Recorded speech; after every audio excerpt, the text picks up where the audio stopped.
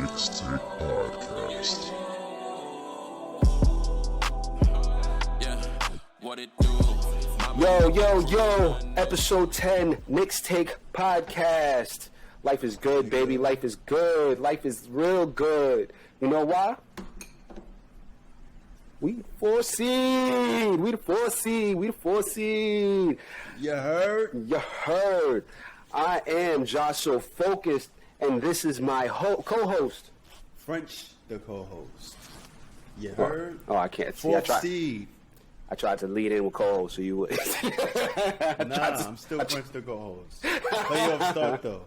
Playoff start, I'm something else. We're going to find out. All right, Mixtape Podcast. We are the weekly podcast. We are talking about the Knicks news of the week. We come out every Sunday, although this episode will probably end up coming out on Monday, just so we could get all of the regular season games out of the way, and then we can prepare ourselves for our first playoff series. Sweet. Well, I was going to say first playoff series in years. Yeah. So you can check us out. We are on Twitter at the Mixtape. Mixtape. We are on Instagram at the Mixtape. Facebook.com/Mixtape Media. YouTube. We are called Mixtape Videos there. And let's get to it. Let's get to it. First game on the topic list. First game of the week. On the West Coast road trip. You heard? I'm going to stop saying you heard, I promise. On Sunday, May 9th, the Knicks faced the Los Angeles Clippers. Knicks coming into that game after 2 straight blowout losses. Must win game. I mean, on this nasty road trip against all the top teams in the West, we had to get one out of those 4. And yeah. I thought it was going to be against the Suns, but it was against the Clippers, so it all worked out perfectly. We almost got a few of them, but we're going to get into that after a while. But we're going to start off with the Clippers. The Clippers came into that game looking to earn their 3rd straight win after beating the Lakers 3 days before. The Knicks were only, at the time, a half game above the Hawks and the Heat, who were tied. A loss to the Clippers would have meant a 3-way tie, which a 3-way tie at the time would have put the Knicks from 4th to the 6th seed. Gotta enunciate. And the way that game started, another slow start. Julius Randle wasn't having a good game. He was 2 for 8 in the first half. Knicks were okay. It was a back-and-forth game, good back-and-forth game. It was a slow game, and kind of low scoring in the first quarter. You know, slightly better scoring, but not so much in the second. And it was a nice back-and-forth game, enjoyable. I didn't really have too many notes because I was enjoying it too much. Yeah, I didn't have any expectations going in or while watching. I was just enjoying this game because it felt like watching the old Clippers play the new Clippers. Remember the Clippers when Doc Rivers was the coach and they didn't have no all-star talent? Tobias Harris was their best player and they were still top 5 in the West. If I'm not mistaken, they were the 5th seed, right? I don't remember. You know, my memory terrible. Yeah. So it just felt like we were watching the guys that we trying to become. Yep. You know what I'm saying? The team that we're trying to become. We were trying to maybe we're just a little less load management, but we want to get 2 superstars on this team and start competing for a championship sooner rather than later. So yeah, the Clippers are definitely the type of team that we want to be. You know, the Clippers known as a really good defensive team. They got 2 stars on the team. They were considered a contender. It's a little iffy as to whether they are still considered a contender after what they did last season in the playoffs. And this season is going to be kind of a proving ground to whether people still view them as that. But that's still where the Knicks want to be considered at a certain point. In this game, they seem to be every bit as good as the Clippers. They were going shot for shot with them. They were going play for play with them. Knicks looked tired. Julius Randle wasn't really able to hit his threes. Knicks in the third quarter, though, they still were like, yeah, we don't care that you got Kawhi. We don't care that Paul George is playing. We still want this game. Reggie Bullock was knocking down his threes. R.J. Barrett was knocking down his, who was still looking focused, but he's also looked like he was a little bit tired. And the Knicks had control in the third quarter. Key moments of the game. R.J. Barrett, with 5 minutes, 24 seconds left in the game, knocked down a clutch three to extend the Knicks lead to 9. And at that point, I was like, the Knicks up 9, 5 minutes left in the quarter? Yeah, I think this is it. I mean, this is a good team, so you never know. No lead is ever safe. But up 9 with less than 6 minutes left in the game, I trust the Knicks to hold on to that lead. Yeah. But obviously the Clippers didn't go away. Knicks up 6. Paul George, he saw a lane. He said, oh, RJ's on me? I'm gonna drop it on him. RJ stayed in front of him. Paul George drove. RJ contested it beautifully. It was that was another key moment of the game where Paul George tried to test RJ, and RJ had none of it. Ended up with a bad break, and the Knicks brought it to the other end of the court, scored, and I was like, all right, this has to be it. What was you about to say? RJ's been showing like a lot of improvements this year on defense. Future deep way that I ain't going to say future. Maybe he'll probably be future third team, but the way he was locking up Paul George and Kawhi Leonard, his D was clutch in that game. I'm like, yo, he be like, the Clippers were playing in like they were stuck in mud the whole game. It's like they couldn't get no shot off, they couldn't get no rhythm off. They had all their players healthy that are in the rotation for the most part. It was just a battle, and the Knicks showed that they were more mentally tough, and they have more of a chemistry with the team than the Clippers seemed to in that game, at least, because our offense started to flow and our defense was just attached. Like everybody seemed like they were on the same page on our side, and they seemed like they were struggling to ISO to score every point that they were getting. And that was a really encouraging. That was the biggest win of the season to me. After 2 back-to-back blowouts, and at this point in the season when the Hawks is trailing right behind us, the Heat is trailing right behind us, they came out in LA and beat one of the top teams in the West. Like, that's saying a lot. They're both healthy. Both their superstars are both healthy, and we still got that win. That said a lot. Yeah. They didn't want to go away at the end, and I was like, RJ, clutch 3. That's got to be it. RJ, beautiful defensive possession, and we scored. That's got to be it. And then they didn't go away, but Julius Randle kept hitting his long-range twos, and it was it. That was it. Knicks won. Over Paul George. Yep. And over, who was the other guy? Batum? Probably. With the game on the line. He wasn't in the rhythm at all. He was cold the whole game. Yep, he was. He only had 7 field goals out of 19 attempts. Didn't hit a 3 the whole game.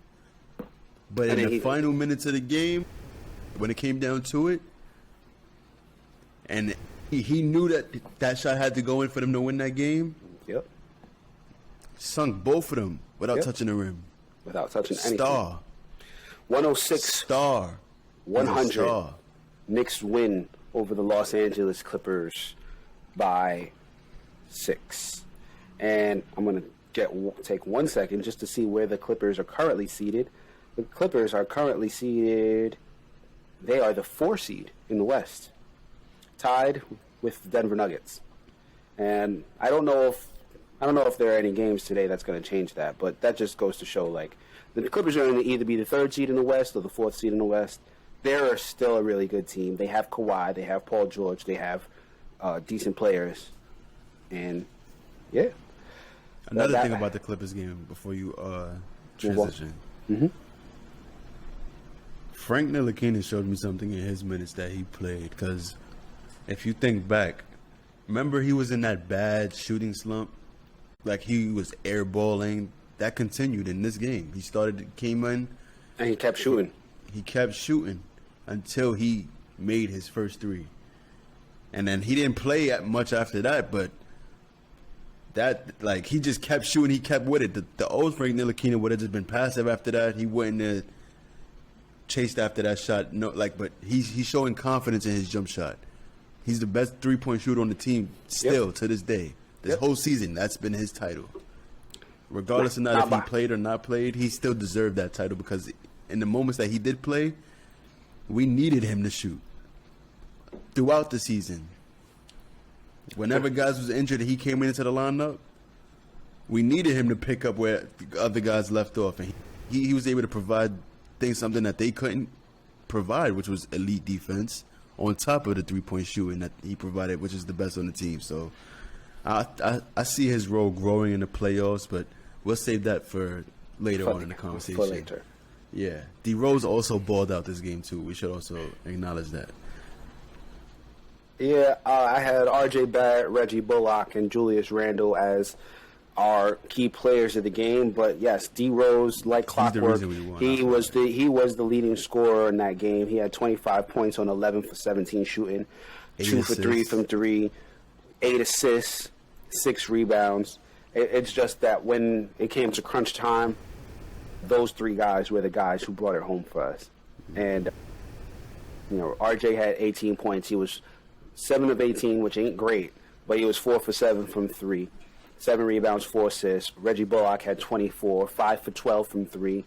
Julius Randle, all of his most important shots in that game came at the end of the fourth quarter, like we said. And they all went in. Just to add on to what you said about Frank, the game that he played before, he was pretty bad offensively. And we talked on that game, and I said, he comes back, he ain't going to look good. You stop playing him for a while, he's going to look trash. And then, sure enough, in this game, he looked slightly better because he knew he was getting minutes, and he was more ready. And then he knocked down the 3, and I was like, okay, let's go, Frank. Knock down that corner 3. Show him you're a threat, right? He only had 5 minutes in that game. So, Alec Burks was still hurt coming into the next game, Tuesday, May 11th, Knicks at the Lakers. And I was just hopeful that even though Frank was like 1 for 8 or something like that over the past 2 games since Alec Burks was out, since Emmanuel Quickley was out, I was hoping he would get another shot because I was like, all right, 3rd game, we go up against a really big team, a really good team. I hope he gets minutes because I think that this is going to be the game where he shows out. Knicks came into that game, into the Lakers game, hoping to leave L.A. having taken down both of those teams, the Clippers and the Lakers, in back-to-back games. Because, it was back-to-back, right? The Clippers game, no, it wasn't back-to-back. The Clippers game was on Sunday, and then Tuesday was the Lakers game. Yeah. The Lakers had been free-falling because LeBron been out. AD came back, and he'd been helping them regain some ground, helping them get some wins. But the Lakers were, and still are, as far as I'm aware, trying to stay out of the play-in and to just get into the playoff, which is going to be dependent on. We're still waiting to see right now. We're waiting to see if the Trailblazers are able to win over the Denver Nuggets, because if the Trailblazers win, the Lakers will be in the play-ins. Right. And they're going to have to face the Warriors. Right. The Knicks were only a loss away from a 3-way tie again after their win against the Clippers. The Heat beat the Celtics the night before, or right before this game started. I was hoping for the split and make it easy for the Knicks, but the Heat's been finishing the season strong. Early in the game, Julius Randle was the only player to really knock anything down. He had Knicks' first 4 points, Knicks' first 6 points. And it was really Julius Randle versus the Los Angeles Lakers to start this game. At a certain point, everybody started getting into it. The Lakers were playing tough with no LeBron. AD was going one-on-one with Julius Randle. And when the bench came in, the Lakers bench was giving the Knicks everything that the Knicks could handle. The Knicks bench were holding up. The Knicks bench was very limited this game because IQ wasn't playing, Burks wasn't playing. Well, were they though? Because no, they were both hurt. And I'm saying, was the Knicks bench limited? Because I led into this with Frank Ntilikina. And boy, oh boy, Frank Ntilikina and Obi Toppin. Let me give Obi Toppin his props in this game too. Obi Toppin played real good in this game. Yeah. Obi Toppin played pretty good. He only got 9 minutes in this game. He only had 5 points in this game. But he didn't miss a shot. He went 2 for 2 for 5 points. He had 3 rebounds, 2 assists. All of his minutes were important. Impactful. Yeah. But they weren't more impactful than Frank Ntilikina. That boy came in. I think he bricked his first shot. And I was like, all right, that's not a great start. And then he came back and went to the same exact spot that he missed. Made that three. Didn't touch the rim. Then he came back on the other end of the court, was D'ing up, locking dudes down. I was like, yo, can he keep this up? And first half, I was like, all right, okay, Frank, let's keep it up. That did not. The Knicks went up in the half, 56-55. It was a close game. And then in the second half, Frank just turned it up just another level. Frank finished this game with 23 minutes. That's the most minutes he's played. When's the last time Frank played 23 minutes? Like in 2020? I don't know if he played 23 minutes in 2021. I'm sure he played 23 minutes earlier in the season. Oh, you know what? Injuries. He might have played that one game that he started against the Spurs. Or he might have played that many minutes against the Brooklyn Nets, too. But, man, he went 3 for 5. 3 for 4 from 3. 2 rebounds, 2 assists. One of those assists to Taj Gibson was a no-look pass. He said, "What?" I was like, yo, we're winning this game. Yeah. We are winning this game. Frank is out there. He's locking up dudes. He's blocking shots. He had 2 steals in the game. He had 1 block. I was like, we're about to win this game. Frank is knocking down the shots. He's locking them up.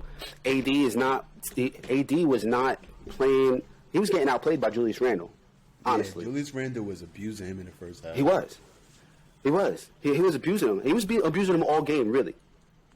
And I was like, until the fourth. And I hate to do it. Frank Ntilikina was one of our key players in this game. But we really, really needed our number 2 option to show up. Yeah. Struggled. That was more than a struggle. R.J. Barrett could not hit a 3 to save his life. You know it's bad when you shoot 7 3-pointers. And R.J. Barrett, to his credit, in every game, when he shoots bad in the first half, in the second half, he comes in and he shows out most times. R.J. Barrett went 0 for 7. And I can't help but think that if R.J. and Reggie Bullock also had a bad night, I couldn't help but think that if one of them could have hit at least 20% from 3, we would have won this game. But that's all we had to do was just secure the rebound on the last stop. There's a lot of reasons why we didn't win this game, but I feel like this was a game where Julius, for the most part, was outplaying Anthony Davis. Frank Ntilikina was locking down like 2-3 players at a clip. Derrick Rose was Derrick Rose. Obi Toppin was playing good in the minutes he was playing. And I was like, yo, we're up. We should. There's no LeBron. We should be able to. LeBron didn't play in this game. We should be able to take this. Davis is still a star, though. Julius Randle played better than him in this game overall. Anthony Davis played well when he was supposed to, but here's the problem. One of the key moments of this game, Julius Randle was holding on to the ball too long. Lakers played D on him, forced a shot clock violation on the Knicks. Lakers had last possession of the game. And I have to look back so I can just remember, because I just remember being so frustrated. The Knicks were up by 2 points. They were up 91-89 on a Derrick Rose floater. And they had multiple opportunities to pull away. They didn't. And with 13 seconds left in the game, the Knicks have control over the ball. They're up 2. And we turn it over with Julius Randle holding on to the ball. And I was like, oh my God. Y'all can't do this. Yeah, at least lock this dude down. Lock these dudes down so that we don't have to go into overtime. And what happens? Wesley Matthews gets the offensive rebound off of a 3-point miss. We could not grab the board. Lakers abused us on the boards that night, and Wesley Matthews grabbed the board and made a tip shot lay-in, forcing overtime right over a very tired Derrick Rose. Derrick Rose was one of our most important players in that game. He ended up playing 38 minutes. He played practically the entire game from halfway through the third quarter through the rest of the game. He didn't get a single break. Which you have to believe, if he was starting in the half, that probably wouldn't happen. But neither here nor there. Knicks go into overtime. Lakers take control, but the Knicks don't go away. Knicks come back. Derrick Rose 3 makes it a 2-point game. Julius Randle with a huge 3 gives the Knicks the lead. Had a nice celebration after that 3 too. I thought it was over. I was like, oh yeah, this is the Knicks. This is the Knicks. We about to come back. We about to win. We about to win this. I was a little scared because the Lakers had control, but I thought this game was packed up. I'm thinking we got both LA games in the bag. I'm thinking that we in overtime, we tougher than them, we're going to finish this out. We a better defensive team than them, we're going to finish this out. All we got to do is stop Anthony Davis from scoring, and we got this win. Well, we did. We did stop Anthony Davis. And that's exactly what happened, and it didn't go the way that I expected. I was like, we were up 1 point with 1:11 left in the game. Terrible. Derrick Rose steals the ball after that. So that's like even better. We're up 1. We got the steal. We can extend the lead. We can make it difficult for him. Terrible. And Julius Randle, kind of in the same way we got a 24-shot clock violation before, they double him up. All of the Knicks are in the worst position possible, so he can't pass it out easily. He shuffles his feet. He get called for a traveling. The Lakers get the ball back with 38 seconds left. And how do you say this dude's first name? Talon? Horton Tucker. Talon Horton Tucker knocks down a 24-foot three-pointer to put the Lakers up 101-99. Now, mind you, there were still 21 seconds left in this game. Yeah. The Lakers are still up 2. So a 2 can tie and take us into double overtime, or a 3 could win it. And I'm sorry, I'm laughing, y'all, because that one hurt. That last possession of the Lakers game was probably one of the most poorly executed plays that I can remember the Knicks performing in quite some time. This was like a David Fizdale kind of finish to the game. I was like, what were they doing? It seemed like the spacing was just really bad. The play that they were running was supposed to get some space, but I think Reggie Bullock kind of half-assed his run to the corner. Yeah. So RJ ends up getting the ball. Derrick Rose, Taj Gibson, Julius Randle all go to the ball. RJ Barrett. So of course, all of the defenders are on R.J. Barrett, who can't do anything. He has to kind of drive so that he can get himself a little bit open. Chucks from 33 feet off the dribble. Y'all know he missed that. And the Knicks lose on one of the worst... one of the worst executed plays that I can remember, and it's not like it was like, oh, they didn't have a time to draw it up. I'm pretty sure they drew a play up, and they just executed it poorly. And the Knicks, I feel like they should have won that game. I feel like that was our game to win. Like that was a disappointing loss. That was on national TV too. We were supposed to take that. How y'all gonna waste Frank Ntilikina's and on top of it was that, coming out party. On top of that, it was just a game of mental lapses in the end. Yeah. They should have won in regulation. They should have won in overtime. And it's just like, yo, close the game out. What we doing here?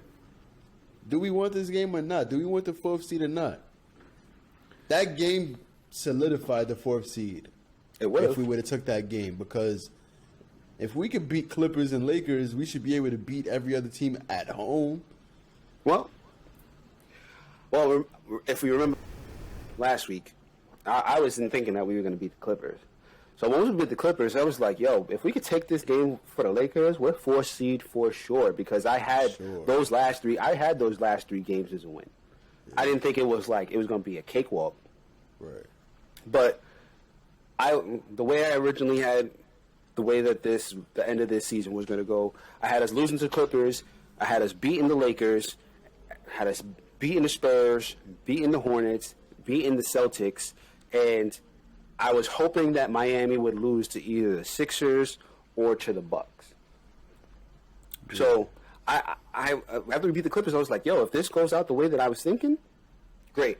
But I wasn't too mad, because the Lakers' loss was basically the Clippers' loss that I thought we were going to get. So I was mad because I felt like we should have won that game, because it was just way too many.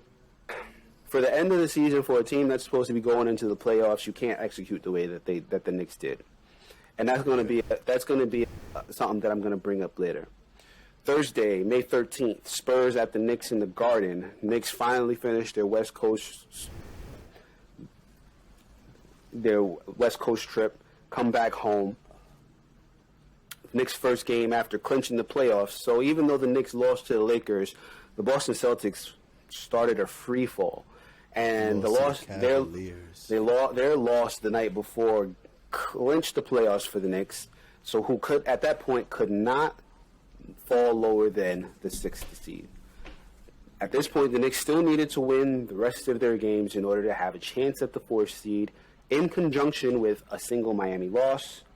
The Spurs at this point still needed to win in order to clinch the play-ins, and the Spurs came in on the second game of a back-to-back after losing to the Brooklyn Nets the night before.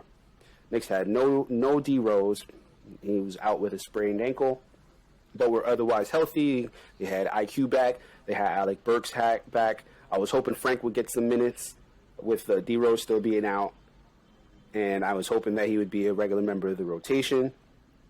But I was not very... I was like, he's probably not. Alec's back. IQ's back. I don't see Frank getting minutes. But he did. He got a little burn in this game. Yep. And not only did he get some burn, when he came in, he tied the game pretty quickly. He came in, knocked down a contested corner 3, and then right after that, Alec Burks hit another 3 to take the lead. And it's like, I was like, yo, Frank's doing this. We got Alec Burks, who can play point guard role. When D Rose comes back,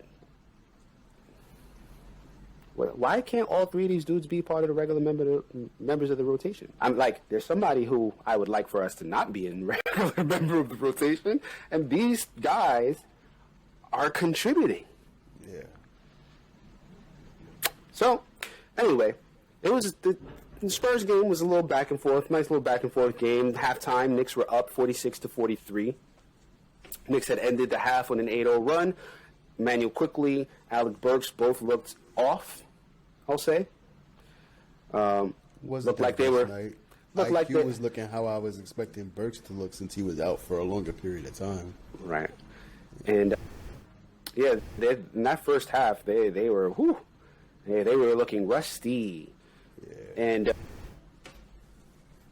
I was like, well, this is like the 5th straight game where Elf has looked trash. Maybe he won't start the 3rd. And then I said, yeah, right. And like I thought, Elf started the 3rd. Spurs eventually took the lead in the 3rd, and the Knicks were just executing poorly, like they didn't need this game. And I was only kind of paying attention for the rest of the game because even though I felt like the Spurs took like a 17-point lead in this game, was this the game? Yep. 17-point lead in the 3rd, I believe. I still wasn't worried. Were you? It was the Spurs. Like, the only teams that I'm worried about is teams that have like a Giannis, Jokic. Embiid, guys that are just unstoppable that you can't do anything with. As the best defensive team in the NBA, no team puts fear in my heart other than Miami. Yeah, I believe I was watching this game, and when the Spurs went on their run, I got on the phone, I was talking, and I kept talking, and I pretty much talked the rest of the half. And I was watching, I was like, okay, well, RJ's knocking down some threes. Okay, Yep. All right. Yep, the Knicks took the lead, and it looks like we're about to win. All right, I'm going to keep going on with this conversation. That's basically what it was. Like, I was not really concerned about the Spurs. Like, if the Knicks were badly losing in the 4th, then I would have been like, all right, I'm gonna have to get off the phone and see what the heck's going on. But We taking this season for granted, yo. yeah, Alec Burks. Like, I did the same thing. Go ahead. What you do? He was on the phone. I was like, it wasn't this game. It was the Charlotte game where I was like, my girl's away from the weekend. I'm in the crib by myself. I'm gonna just chill today, play a little 2K on the PlayStation 5. I'm like, all right, I could watch the game on my laptop. So I'm like, I'm not really worried about the Hornets, but not to skip too far ahead. Go ahead, what you saying? So yeah, RJ Barrett, he ended up with 24 points on 8 for 19 shooting, 5 for 9 from 3, 3 for 3 from the free throw, 9 rebounds, 5 assists, 1 steal. The only other player who, was really as good, only 2 other players, Alec Burks, with his first 30-point game as a Knick. He really, really showed out in the second half, particularly, I believe, in the 4th quarter. And Julius Randle, who ended up with 25 points as well, and was perfect from the free throw line, 10 for 10. It's not really much to say for this game. I don't have any key moments. Maybe Alec Burks and RJ Barrett knocking down all the threes, but Maybe Burks proving that he might deserve a contract this summer. yeah. That's what I got away from this game. I'm like, maybe Well, a contract for who, though? contract for Burks, From, the Knicks. you think they bring him back? You I think feel they're like gonna, this offseason is going to be bring everybody back except Peyton. That's what I think this offseason is going to be, on multi-year deals except for maybe Taj. I don't know Taj if, might get another 1-year deal, and then they might retire after that. I got to kind of look at what the cap is going to be, and I have to see. We got that. We got cap. We got space in that cap. It's the New York Knicks. Most cap space in the NBA. We got it. It's not about that. It's about how much you're going to offer Bullock, It doesn't Burks. Yes, it does. You can't offer everybody a lot of. You can't offer feel everybody like- a lot of money. You can't offer everybody like That's 10 not what I'm mil. saying. That's not what I'm saying. I'm saying that these guys aren't going to get re-signed until we replace Elfrid Payton, I believe. Once we get that one guy and we pay him however much we got to pay him, everybody else is just going to get what follows. And all these guys, I'm pretty sure, want to stay in New York, so they're going to make the numbers right. They're going to make sure that everybody can come back. Nobody's going to be greedy. They're going to save Julius Randle for last, and he's going to get the max. I hope that's true. I really Wanna do. bet? No, I don't, because this is I got a good betting record this year so far on the Knicks. it's going to be really dependent on how they look in the playoffs, I think. Yeah. If they come out and get swept in the playoffs, then That's not happening. I don't think it's happening either, but that's going to be one of those things where somebody's going to be like, all right, this is cool, but I kind of want to win. And this was it's kind of showing me that maybe the regular season was fool's gold. I don't think that's going to happen, but you kind of always have to be prepared for everything. I'm a believer in this season. This is going to be a season that I'm going to look back at and tell Lucas and Layla about. I'm going to teach them life lessons based on this, about what happened to Julius Randle when we didn't get Katie and Kyrie. Your niece and nephew will be avid Knicks fans. I already had them. I have them recorded saying "Let's go Knicks." So that I recorded right before this pod. Next game, Saturday, this season. May 15th, Hornets at the Garden against the New York Knicks. Knicks' only path to the 4 seed still is to win the rest of their games, as well as a Miami loss. I came into the game. This was yesterday. I actually didn't come into the game because I was working at the time. And I was just like, so much needs to go right, but not that much needs to go right if you follow. Yeah. I was hoping that the Bucks, it was going to be the Bucks versus the Miami Heat last night. That was the last game. That was the last game that needed to be played, and I said, "Well, damn! Are the Bucks going to actually play the Heat, or are they waiting to see what Brooklyn does?" Because if the Brooklyn Nets lost to the Bulls, the Bucks beating Miami actually benefited them. But if the Nets, who did actually beat the Bulls, if the Nets beat the Bulls, then beating Miami didn't do anything for them. So I was like, damn. I hope the Bulls win so that there's additional incentive for the Bucks to actually beat the Heat. And they need no incentive. They said we're gonna have to play New York. If they beat us, we gotta play the Knicks. Nah. Yo, tell Giannis he's playing all 48 minutes and he gotta take down the Heat. We'd rather play them in the playoffs because they beat us last year. Well, the Knicks game was the first game, so it was like, all right, you know what? You can't control what happens later on in the game, but you have to win. You can't come into this game all lackadaisical. You have to win this game, and then either you still have the path to the 4th seed, or that's it. You know, you have. I didn't see Miami losing. I think they played the Pistons today, so I was like, this is it. You got to win the game today, and then you got to watch to see what happens over there. Charlotte was trying to avoid falling to the 9th and the 10th seed with a win. And actually, now that I'm reading that note, I want to see exactly what's going on with the Charlotte Hornets in the standings. I'll look while you talk. I'm Copy that. Looking at the so, Derrick Rose returned after not playing against the Spurs with a sprained right ankle. Or I don't know if it was right or left, but it was a sprained ankle that he was out with the Spurs. It was basically a rest day, according to Tibbs. Tibbs said he wanted to give him a day, so it was nothing to really worry about. Yeah. And all right, I guess I'll get into it. Julius Randle ended the first quarter with 12 points, 5 boards, and 4 assists. The Knicks took control. Payton still starting, still pissing me off, but Knicks maintain control. Halftime, Knicks. Huh? There's a method. I don't see the method.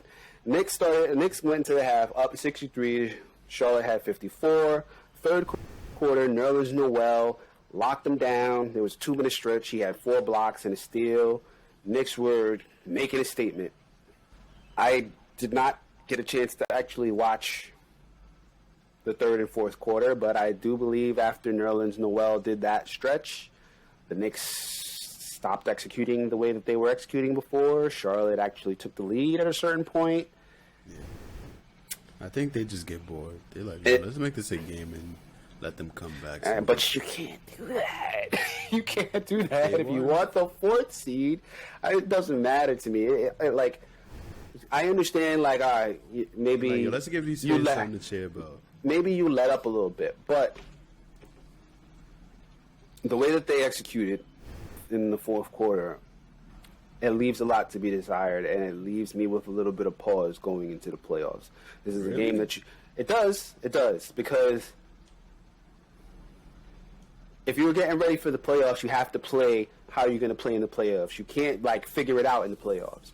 If you're doing playoff intensity, these lapses at the end of games, they have to be stripped of you, and I'm hoping that it's just because they're tired, but you can't be. So this is what happened at the end of the fourth. Disgrace to offense in all basketball. Over the last 5 minutes and 19 seconds, the Knicks scored 2 points. Along that same stretch, the Charlotte Hornets scored 3 points, which I don't think is a testament to the defense, but I don't know. Maybe. I don't think Charlotte Hornets played that great of a defense. You know what I think it was for the Knicks when I watched some of the clips? And I've noticed this. When it comes to like crunch time, I see a lot of ball holding, a lot of ball watching, and Carmelo it's like the Knicks forget how they ended up being so good. Like, if that's what your last play is, cool. But they bring the ball up, give it to Julius, who backs down the dude, tries to pounds the rock, and he tries to do his little, turn around, pull up, or he does some other joint and it misses, or he gets locked up, or something, or he turns the ball over. We can't complain about it. I'm not complaining. I'm not complaining about it. I'm about it happening. I'm complaining that it happens so often, especially when you go 5 minutes and 19 seconds and you have loads of opportunities to score and you don't do too much different. It's like, all right, Julius Randle brings up the ball, pounds the rock, misses. Alec Burks comes up, pounds the ball, passes to Julius, misses. And in this game, it's like they figured out, hey, we can't keep doing this because we're not scoring doing this. We're still in the fourth quarter. The reason that I said I had an issue with it is because the Knicks potentially could have lost the game in the final seconds of the fourth quarter on a wide-open Devontae Graham 3.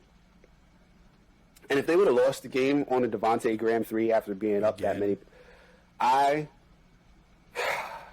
Again, you got to add the again part, because Devontae Graham hit a 3 to win the game on us before. And that game pissed me off to the point that I still remember it to this day. The fact that it even got to the point where he could have won the game pissed me off. Because there was no reason for it. The Knicks are a better team than this. The Knicks were up. They showed in the going into the fourth that they were the better team. They showed they're a better team than the Hornets. Climbing. And in overtime, they proved it in overtime because Devontae Graham missed. The game went into overtime, and then the Knicks was like, "Oh yeah, this is why we're a good team." Gave it to Julius, who facilitated to get open threes and open buckets and open drives and pass it to Taj Gibson, pass it to Nerlens Noel, pass it to Reggie. Like, he domed everybody up. He got a triple-double.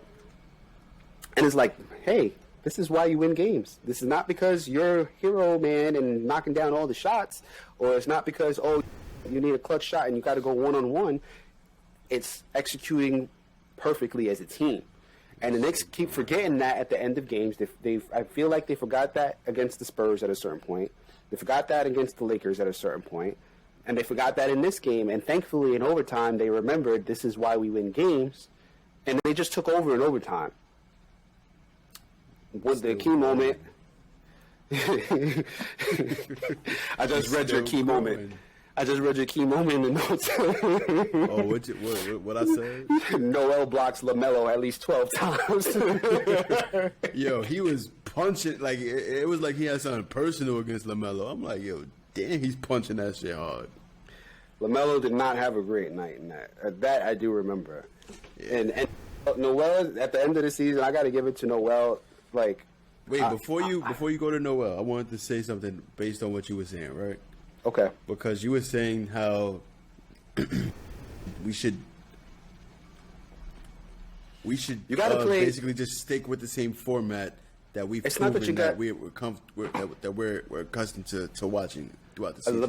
Before you respond to that, it's not that you have to keep with it, because I understand the need for that Julius Randle to come up and just show that he's better than whoever. But it's not even that. When you do it over and over and over and over again and it's not working, you have to go back to team ball, because now they're expecting you to try and put up that shot, and that's why we lost against the Lakers, because he did that to end the fourth quarter. He did that to end the overtime.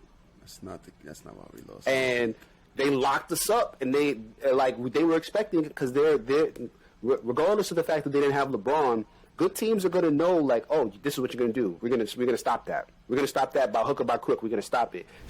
You have to have the counter to the counter. You just can't keep doing the same thing. As far as, we need Julius Randle to be that guy, but we also need him to fake that he's that guy so he can give it to somebody else quick once they do that double team and all that, and they can pass the ball. You know what I'm talking about. When Julius, like, all right, I'm about to put it up. Oh, hi, you guys want to double team me? Here you go. Ball goes over there, goes over here, goes over here. RJ Barrett knocks down the three, which maybe in that game they were figuring it wasn't going to work because RJ kept missing. But I would have rather RJ keep missing because he's been hitting that shot so consistently. I would have rather they lost that way, trying to get it to RJ off of the assist, off the hockey assist, as opposed to Julius Randle getting a 24-second violation and Julius Randle getting a turnover from shuffling his feet because they double teamed him because he had, for the third time in a row, tried to pound the rock into the paint. So that's what I'm saying. That's not fair because. In just the previous game, he was shooting horrible against the Clippers. And in the fourth quarter, he took those shots in the end where he was pounding the ball. ISO, everybody standing around watching him, and he just made those shots, and that's the reason why we won the game. So I'm not going to be mad because he did the same thing in the next game, because all season long we knew that in order for us to win games, it's going to hang on the hat of our defense, not based on anything offensive related. And if nobody's hot going into the fourth quarter, you have to give it to Julius Randle because he's the best shot if they're going to do a one-on-one matchup with him to score baskets for the team if nobody else is getting. Like Reggie Bullock was shooting threes, I'm pretty sure he was missing, right? Or am I bugging? That's what I remember about the game. He was getting open shots he was missing. You're talking about Lakers, right? Lakers game, he was missing the D-Rose was missing. He was hot the whole game. Here's the counter to the counter. Here's my counter to your counter. Okay. You're right. Julius Randle was playing terribly against the Clippers, and then at the end, they still gave it to him, and the Clippers didn't adjust because he'd been playing poorly. Okay. Against the Lakers, he wasn't playing poorly. He was taking advantage of that. He was taking advantage of the Lakers all game. So they knew they were going to go to him because that he was taking advantage the whole game. So whoever was playing Julius Randle in the Clippers, that's who should have got the ball in the Lakers. You got to trust somebody else, to win the game as opposed to Julius Randle. No, it's not. What I'm saying is you can't be so predictable because you see the Lakers game is an example of what's going to happen in the playoffs when you're that predictable. You have a championship team. Yeah, they are, but we had a chance to beat a championship team. You have other players who we trust, and Tibbs says it's not any one guy, right? It's not any one guy who we're trusting to win. It's the team. If he's saying that, I believe that he means that because we've seen Reggie Bullock win the game for us. We've seen Derrick Rose win the game for us at the end of the game. It's not always give it to Julius to win us the game. It's maybe use him as a decoy to win the game. But it's not always let Julius Randle pound it out to win us a game. The offense definitely runs through Julius Randle. That's all I'm saying. But that doesn't mean that we can only score through Julius Randle. You could give him the ball, yeah, sure. But as soon as he gets it and they start coming, pass it back out. bring the ball around. And they weren't doing that against the Hornets to end the fourth quarter. They weren't doing that against the Lakers. And that's why they lost against the Lakers, and that's why they almost lost against the Hornets. Use him, forward, but use him. No, the Hornets is the last game that we were talking about. Oh, yeah. Yeah. So that's why we almost lost against the Hornets, but we didn't. And then the reason why we didn't is because they realized Julius is the guy that we run the offense through. He is not the offense. He got the ball, and then once they tried to, hem him up a little bit, he made that quick pass. He didn't turn over the ball. He didn't hold on to the ball too long. And that's how we win games. And if we do that in the playoffs, we're going to win games. If Julius is struggling and then at the end of the games they kind of look him off because he's been struggling all game, I have no problem giving it to him for the shot, just like we did against the Clippers. But far too often he's cooking and we've given it to him and saying, hey, Julius, bail us out. No, the Knicks play team offense. But if he's cooking, Julius, you got to feed the hot hand, especially give it to him, yes. Give it to him, yes. And if he could get the shot off quickly, cool. But it's not about Julius earning the shot. It's about the Knicks winning the game, whether it be through Julius, whether Julius passes it to the guy who gets the shot, or whether it's without Julius. And that's what it's going to be about. It's not going to be about he's been cooking all game, so he needs to get that time. Like, no. Win the game. That's what it's about. That's what Tom Thibodeau keeps saying. It's about wins. It's not about any one player. Yeah, but I feel like his teammates feel like giving him the ball is the best chance to get the win. If he's hot. If he's hot, let him go one-on-one and score these points because we in a scoring drought. Our best scorers is having trouble scoring, so give him the ball. But there's times where he was hot, but he's not hot anymore because the team is hip to what it is that's about to happen, and that's when you have to adjust. That's what I'm saying. The Knicks don't. Hold on. One more last thing. Go ahead. Because even when he's not hot, he's proven that he can make that shot, which we just saw against the Clippers. That's what I'm saying. I agree. So even when he's not making shots, you still trust him to be that star player in the end of the game that you believe that he's going to make the right decision, not let alone shoot the ball and make the shot, but you know he's going to make the right decision. If he doesn't see a pass that he feels like is going to be leading into the team scoring, maybe he feels like he needs to shoot that. I'll give you more often than not. I trust his feel for the game more so than what we watching. Yes, I agree with you. I just think that there are some points where he gets stuck in old Julius. Yeah. And I can't harp on it. He's one of the main reasons why we're where we're at. So even if we go into the playoffs and we lose like that, I'm not going to be mad. You know what I mean? It's just a criticism as far as how I think they could be better, and how Julius could be better next. How Julius could be better next season because he'll hopefully be more hip to. This is what I want to do, but this is the play that's going to win us the game. I want the ball. I want him to have the ball. So he can say, I want the ball, but I need to be more cognizant of that I'm not necessarily the guy who's going to take the shot. If the defense adjusts, I already know who I'm going to pass it to. And if they don't adjust, I'm going to score. And that's it. Like sometimes, like in the Lakers game, I felt like there was a point where he could have passed the ball twice. And then the 24-second shot clock violation, and when he turned the ball over, that he could have passed the ball right back out. He didn't. And then by the time he needed to pass, it was way too late. And that's the situation where you say, I trust him to make that play, and he didn't make the play he needed to make, and we lost the game partially because of that. It's not just because of it. There are multiple reasons. We didn't have Quickly. We didn't have Alec Burks. That would have helped. RJ and Bullock were missing threes. That would have helped. If they didn't all rush RJ at the end of the overtime and force him to make that 30-plus foot three-pointer, maybe he would have tied it up, and we would. There's multiple different reasons, but the things that we can control is turnovers, and there were 2 turnovers right there that could have been avoided by playing team ball as opposed to, trying to play hero ball. But we're a 4th seed, so I can't complain about it. We're done with Hornets, right? Oh yeah, we done with the Hornets. Yeah. I don't remember if I said what the score was, but the Knicks won 118-109 in overtime. Completely took over that game in the overtime session. And like I said, I was not really enthused by how we ended that game, but I was like, yeah, Celtics is playing like trash. And then this morning I saw the Celtics put like 7 dudes inactive for today. They were playing G League dudes. Marcus Smart was out. Kemba Walker was out. Because this game didn't make a difference. Whether they won or lost, they was going to stay in the same position in the standings. So, yeah. But it was important for the Knicks because the Miami Heat lost to the Milwaukee Bucks, who smacked them. But Miami also didn't have Jimmy Butler.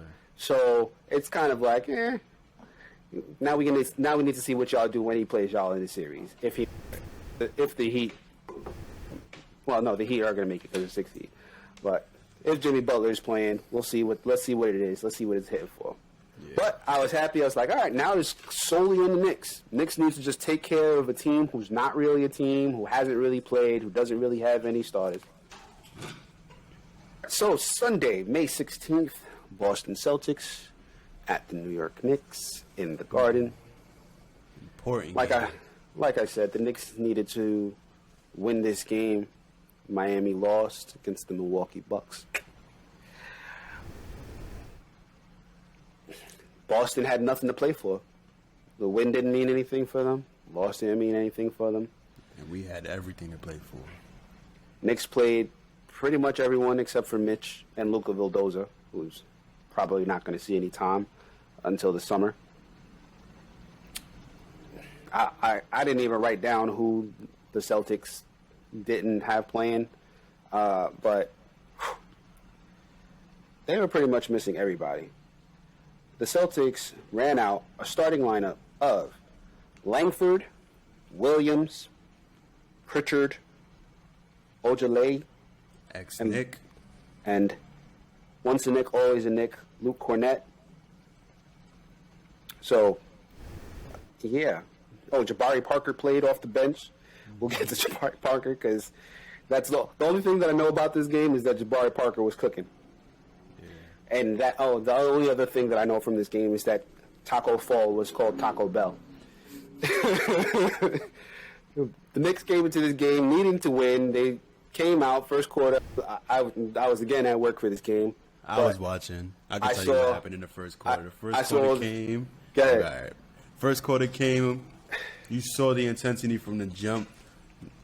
Knicks came out shooting threes off like as soon as the game started. The Celtics trying to match their energy. It seemed like they were trying to put the Celtics away early, and it just didn't work out that way because the young guys on the Celtics was really good.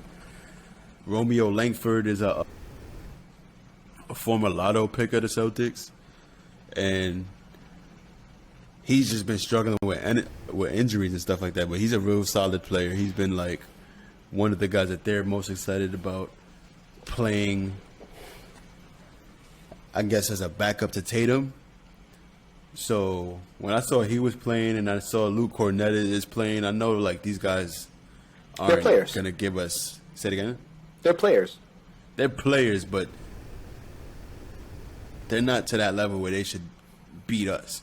So I knew it was going to be a competitive game. I knew it was going to be a little close at some points, but I figured that we would edge out. And when I saw we went up 20, I was like, all right, so I guess that's the game.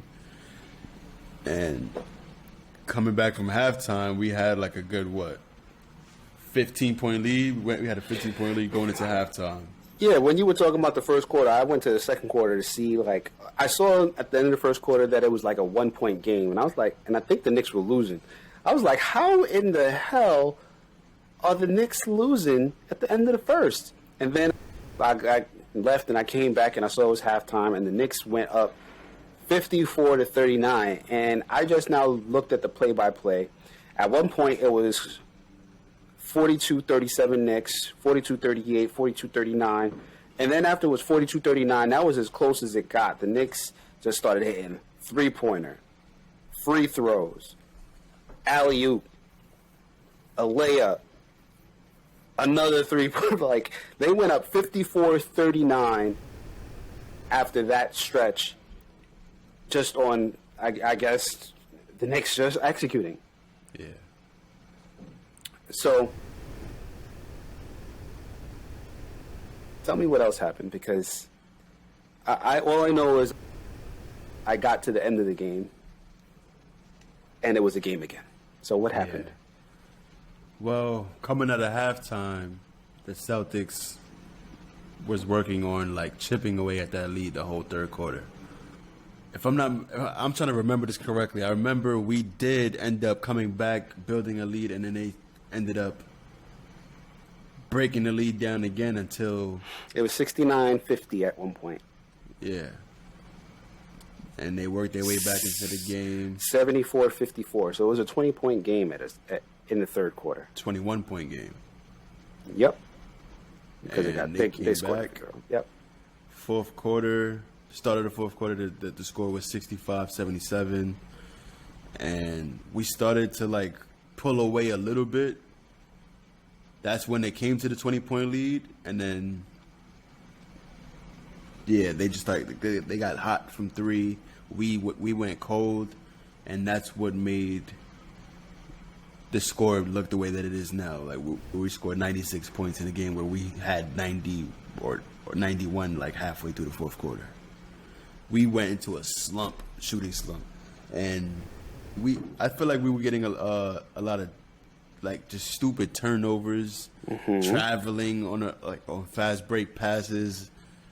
It was just it wasn't organized to the way that you want it to be organized for the playoffs. To harp on what you were saying earlier, so fourth quarter came, they came back. It's a game again, and it comes down to who's gonna make the big shot and who's gonna get the big stops. Who wants this game more? Julius Randle showed that he wants this game more. RJ Barrett showed that he wants this game more.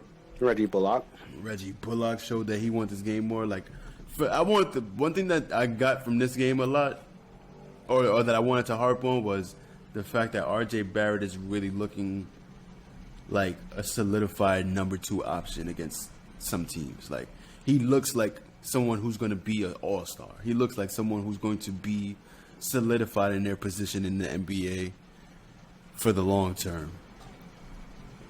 So, seeing that game, I just saw another glance of that to give me some more positive reassurance into that theory of mine. But this game was just, it never felt like this was going to slip away. It never felt like we were going to lose this game. It just felt like, all right, this one is dragging out a little bit longer than we expected. Julius Randle coming back into the game when we up 12 halfway through the fourth quarter. I'm just like, all right, I guess this is going to be another one of those games where we just have to stick it out to the end. But, yeah, this game wasn't too exciting outside of the big lead. Yeah, when I finally was able to watch, which was probably when it was a 3-point game, because they went from, and I was like, how the hell are we only up 4 points, 3 points? Right. Yeah. And I was able to watch, and I was like, the execution ain't the best. Like, I don't know, and maybe I shouldn't judge, because by the time I started watching, all of their worst basketball was behind them. Right. But I was like, is there really any reason to give up a 21-point lead to a G League team, essentially, when you are trying to clinch the 4th seed in the playoffs? And I guess I should just be happy that they executed when they needed to. But after watching the Charlotte Hornets game and the Spurs game, and then how they finished the Lakers game, after all of these bad seasons, I just want to see them execute the way that I know that they can execute. And I think that's just what it is for me, is that I know that they can execute so much better than the way that they have. over this stretch of games were the most important stretch of games. I don't even know if I should be able to say that because it seemed like every stretch was important leading up to now.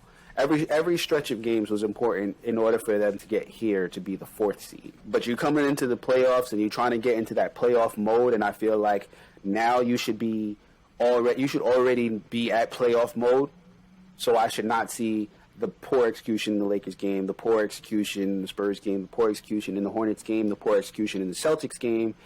You need to just wax these dudes, and they kind of did. Obi Toppin, Frank, and all these dudes came out in the Celtics game from what I could see. Beggars can't be choosers. Yeah, I guess not. I just would have. We had 21 wins. This team doesn't know what it means to be playoff. Yeah, right? They don't know what it means to be in the playoffs. Yeah, and they're gonna have to learn still. We get fooled easily thinking that this is a team that's just always been good, but this is their first time at success. Yeah. I just want to see their best version in the playoffs, and the way that they executed in this last stretch doesn't give me hope that we will, but maybe they will. They have a whole week. Maybe they're tired. Maybe they just need rest. Maybe they didn't want to expend all their energy against the Celtics. Whatever the reason may be, I don't really have control over it. So we just have to wait and see next week. You got anything else for the Celtics game? Knicks are the 4 seed. They will face the Atlanta Hawks in the first round no matter what. Their game is still being played, but that's it for us as far as the Knicks go. Celtics. I'm just more excited about having the 4th seed clinched, having home court in the playoffs. Bro. Against the Atlanta Hawks and not the Milwaukee Bucks or the Miami Heat. When we came into this season, I'm ecstatic. Did you see 41 wins, 10 games over 500, 4th seed in the East, home court advantage in the first round? Did you see any of that? Finals MVP votes. I mean, it's not finals MVPs. MVP votes. He's not going to win it. But MVP votes for Julius Randle. All NBA votes for Julius Randle. All NBA votes for Julius Randle. All-star team for Julius Randle. All-star team for Julius Randle. Potential Rookie of the Year votes for Emmanuel Quickly. No, Did you see Coach of the Year for Tom Thibodeau? First team All-Rookie Emmanuel Quickly. He better get first team All-Rookie. I don't care.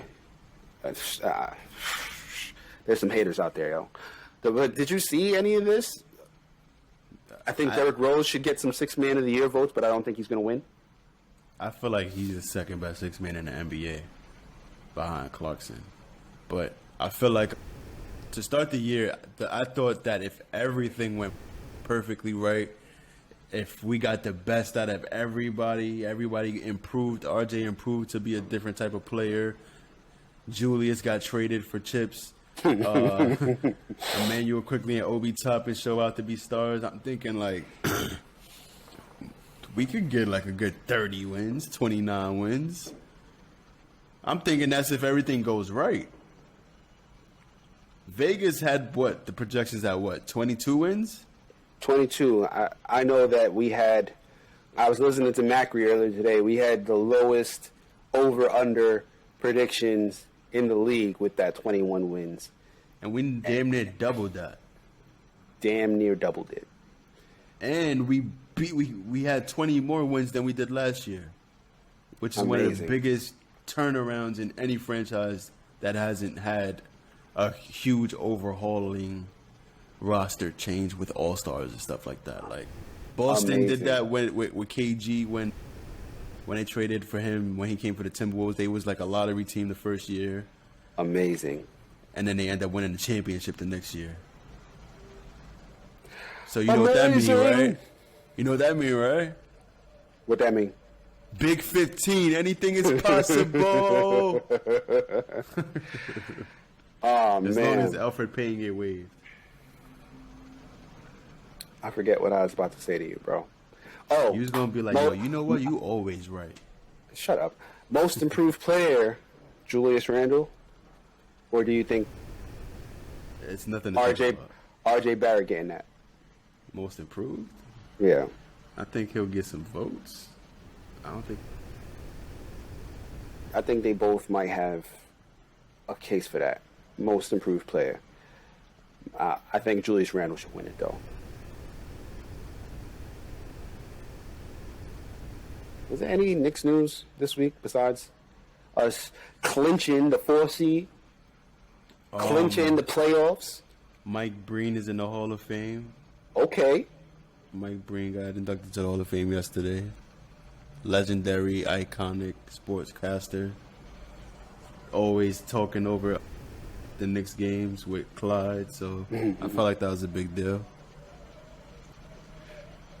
Nothing else besides that, right? Marv Albert, another Hall of Famer, is going to retire. He used to call Knicks games, I believe, back in the heyday, and before he got caught up in some stuff. We're not going to talk about that though. Peyton is getting hate for sitting on that edge of the bench in the crunch time minutes of the game. Everybody hating on him right now. Ah, man. You know what? Here's how we're going to close this out. We're going to shout out everybody. All of the listeners that I know about. Okay. And I'm going to start off with my boy Ray Sean, who's probably going to listen to this, and he sent me a message the other day. He said, "Yo, y'all hate Elfrid Payton?" And I said, "Facts." So shout out to Ray Sean. All right. I'm weak.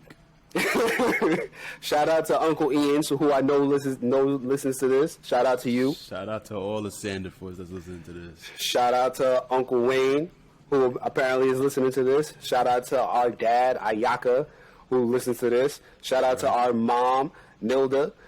Shout out to my cousin Chanel. Shout out to my aunt. Shout out to Auntie Alethea. Shout out to Auntie Cheryl. Shout out to Auntie Kareen. Some of y'all are not listening, but I'm going to shout y'all out anyway. Who else we got?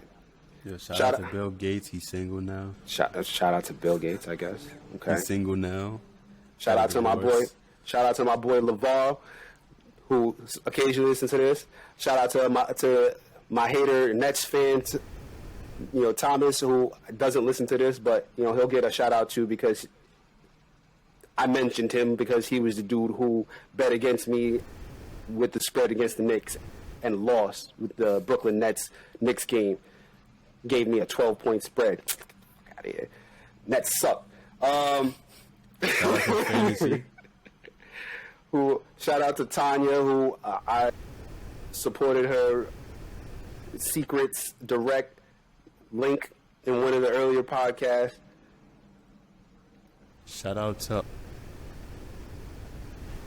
Christina. She braided my hair. Shout out to Jaya. Shout out to Jaya. I love her. Shout out to Lucas and Layla. Yeah, they're not listening to this because all they know is basketball.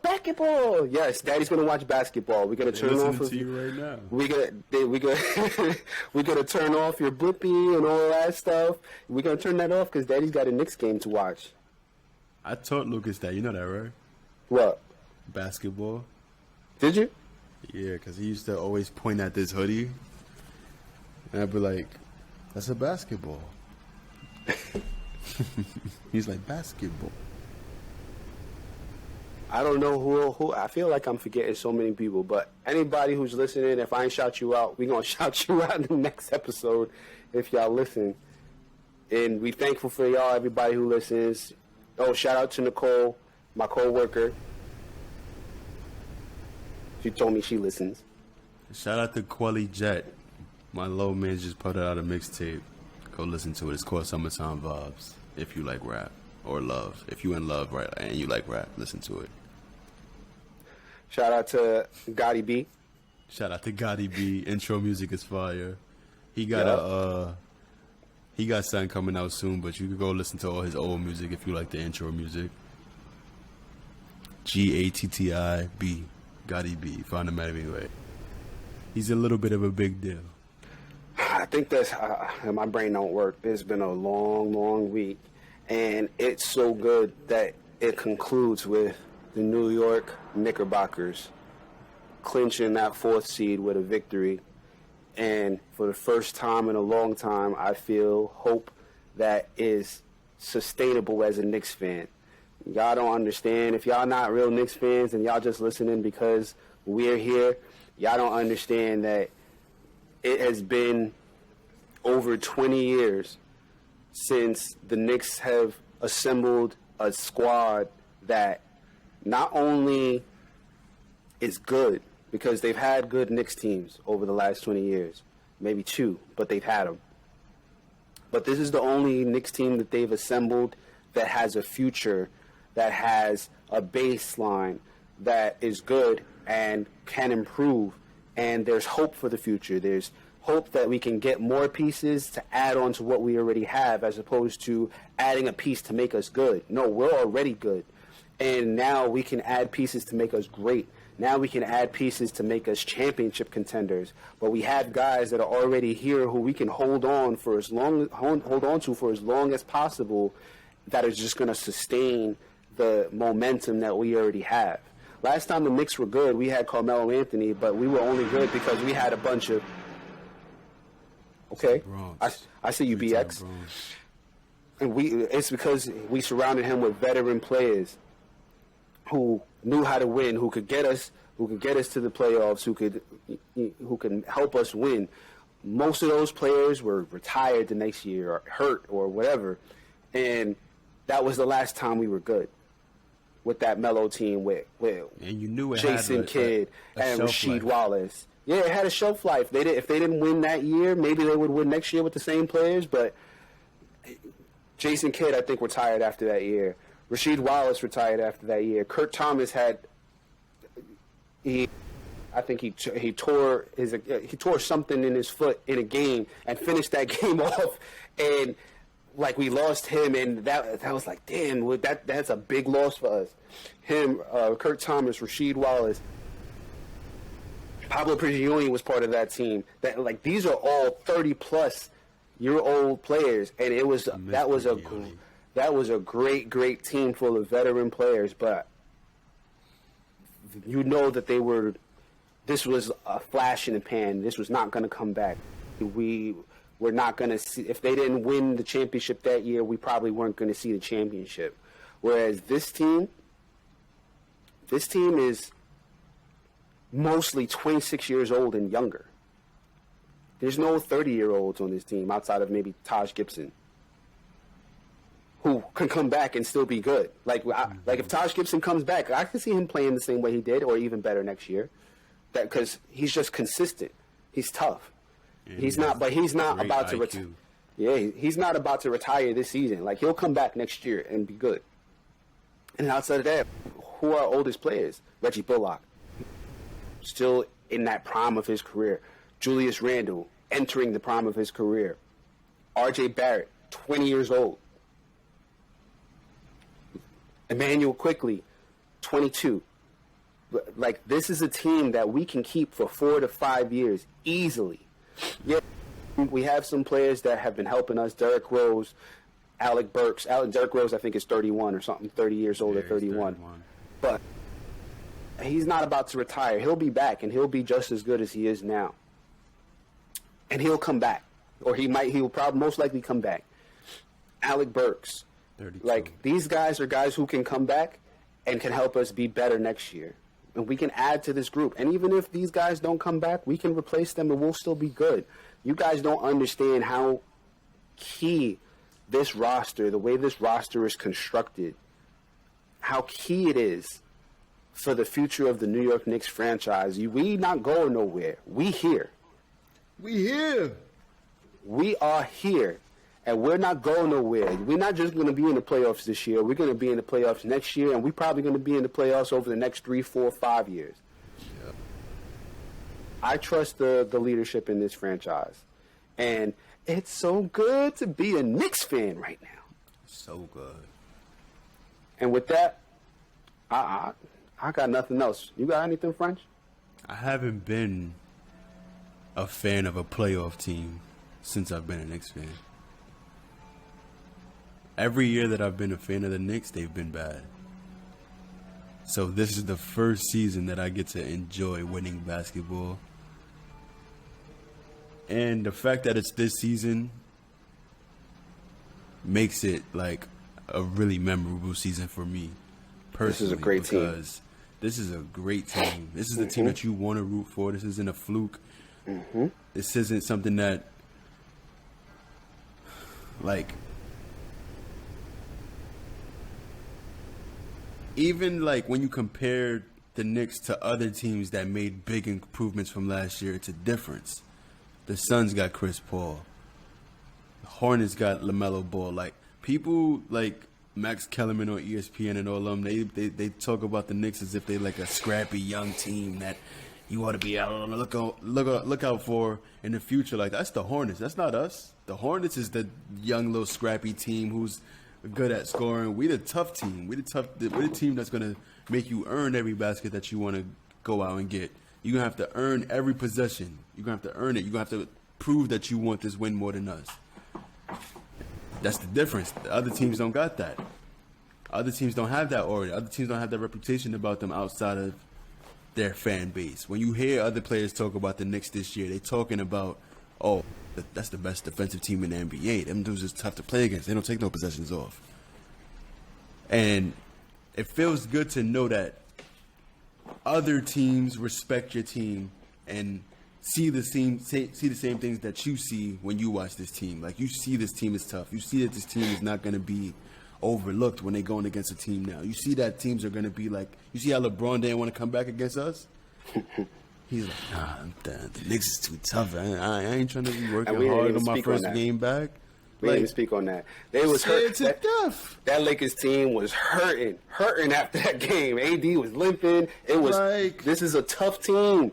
Tough. You got to beat us. You ain't going to just stumble into the win against the Knicks. You're going to have to beat us. You could beat the Grizzlies. You could beat the Hornets. You could beat all these other teams that made drastic improvements because they got better talent. But when you want to talk about who's coach of the year, you know who got that locked up. Because no other team. Nate McMillan? Please. Tom Thibodeau.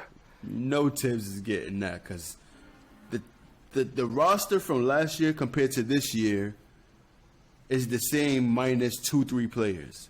Yeah, we spoke on that. Instead of Bobby Portis, we got Emmanuel Quick. No, let me stick to position. Instead of Bobby Portis, we got Obi Toppin. Right? Nerlens Noel. Instead of Marcus Morris, we got Nerlens Noel. Instead of David Fisdale. Instead of David Fisdale, we had Tom Thibodeau. Instead of Dennis Smith, we got Derrick Rose. Instead of Ignas Brazdeikis, don't ignore my. Instead of David Fisdale, we got Tom Thibodeau. All right, go ahead.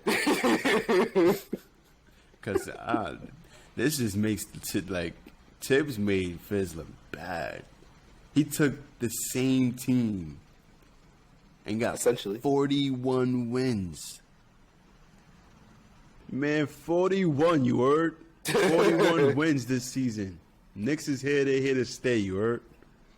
Let's get straight to it. Right, second round is not the ceiling for this team this year. New York Knicks at Philly, second round. Anyway. New York Knicks all day. We're not playing, man. All right. I think we ran out of... I love that commercial. I think we ran out of to say. But I'm just so thankful and grateful. And we're gonna be here for the whole playoffs. We're gonna record every week still. We're trying to figure out whether we're gonna do a season recap or whether we're gonna do a playoff preview. We'll be talking about that. One of those two things, or both of those things next week. And life is good. I said it at the beginning, and life is still good. Life is good when you're a Knicks fan. It's good at the top. Yeah. All right, y'all. Thank y'all for listening. We love y'all. Peace.